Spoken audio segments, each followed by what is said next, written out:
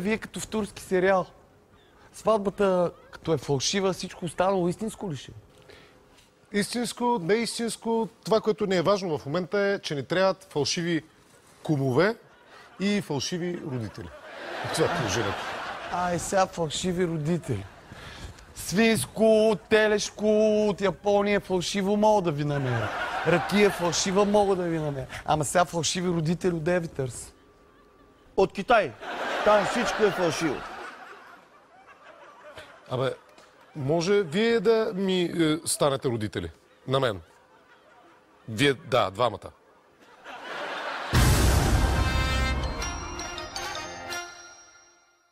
Кажи сега какво трябва да правим. Кажи ми. Така. Кажи македонски. За 100-ти път да си повториме кой шо каков е, да се знае какви сте, да не се излагаме пред тия хора. Ти Шишо си бащата на момчето. Чакай сега. Що сега аз да съм баща на идиоти? Това не мога да разбера. Не ми стигат моите двама, сега да съм баща и на той идиот. Кажи сега. Айде, моля ти се, сега не обиждай, момчето не е идиот. Щом съм баща, значи трябва да е идиот, иначе няма да съм баща. О, ама не мога да се занимавам с тебе веки. Значи ти, Калутки, си майката на момчето. Това е хубава идея. Аз на колко съм го родила това момче, да съм му майка. Абе, кой те пита кога си го родила? Родила си го и това е. Ти си му майката. Пухи, ти си кума. Идеално.